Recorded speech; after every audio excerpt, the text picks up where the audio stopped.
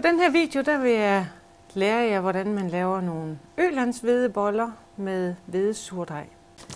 Jeg vælger at bage med ølandshvede i dag, og det gør jeg, fordi ølandshvede er en helt vidunderlig dejlig mel, som er minder lidt om en blanding mellem spelt og almindelig hvede.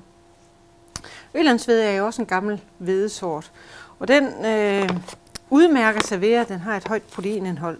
Og den ølandshvede, jeg bruger, er sådan lidt grå i det, kan man sige, men det er fordi, den indeholder alle næringsstofferne, både hvedekimen og skaldelene. Ikke kleden, de er sigtet fra, men skaldelene, hvor B-vitaminerne de findes, og hvedekimen, som jo er rig på olie og E-vitamin. Så har jeg valgt at tage en surdej, hvedesurdej, som dufter af mælkesyre, rigtig dejlig og lidt gær, salt, vand, og det er det.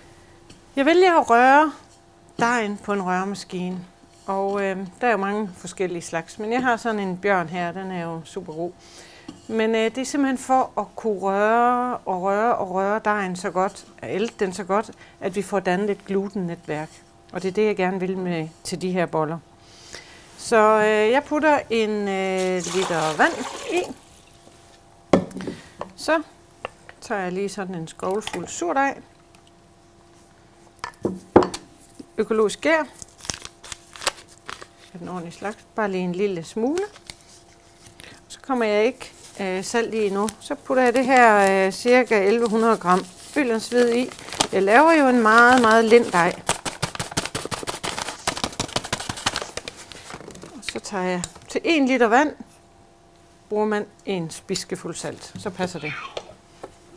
Når den har rørt her i 5 minutter, så slukker jeg for maskinen, og lige lader den stå og samle sig i 10 minutter, og så rører jeg den færdig. Så nu har den stået i 10 minutter, og i de 10 minutter, der har den trukket noget af væsken ind til sig. Og så rører jeg den færdig.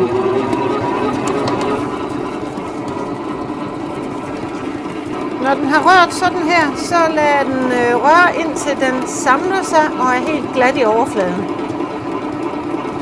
Der kan godt gå 10 minutter endnu. 5-10 minutter.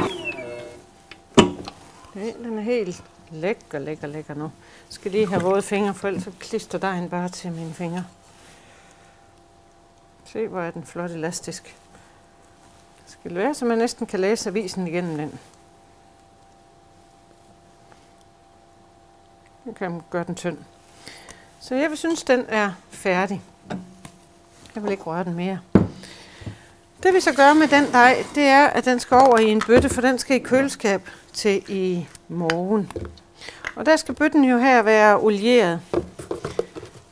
Og det er for, at dejen den ikke skal klistre på siderne, så jeg kan bare lige hælde dejen ud af bøtten her.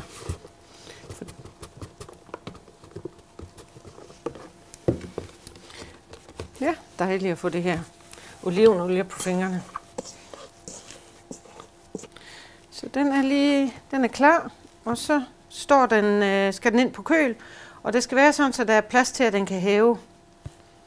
Så nu står den på køl til i morgen, og så tager jeg den ud en time, cirka i bøtten her, lader den stå på bordet en times tid, inden jeg hælder den ud.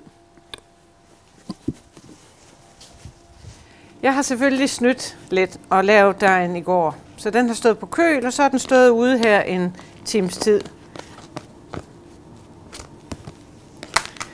Jeg olierer bordet, for at dejen ikke skal klippe i. Man kan også putte mel på, men jeg synes, det er nemmere med olie. Det har bordet også godt af. Fordi bøtten den har fået olie inden, så slipper dejen jo helt af sig selv. Det vil sige, her har jeg en rigtig, rigtig lækker lind dej, som jeg ikke skal røre ret meget ved. Den er jo fuld af luft inde i dejen, som gærcellerne de har dannet. Og det vil jeg jo gerne bevare i den her dej, så det bliver nogle luftige boller. Så det jeg gør, det er, at den her fugtige dej, den drysser jeg her på bordet. I dag får den sesamkerner, den kunne også have fået græskarkerner, eller solsikkekerner, eller hørfrø, eller birkes, eller klede, eller hvad vi nu har, som vi synes, at de skal smage af. Men i dag får de godt med sesamfrø.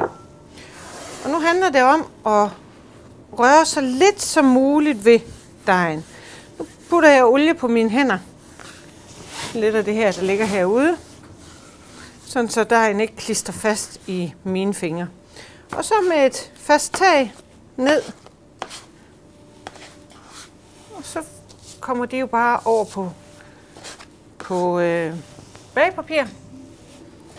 Se, det I kan se, det er en lækker lind og helt vidunderlig blød dej. Nu skal de i ovnen, og det er ved varmeluft, fuld knald, 240 grader. Jeg har sat en lavastenplade ind til forvarmning, så stenpladen den er varm, kommer de ind direkte på den varme plade.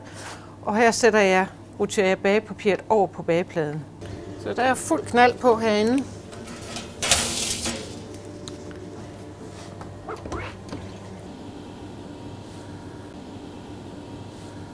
De er faktisk klar nu.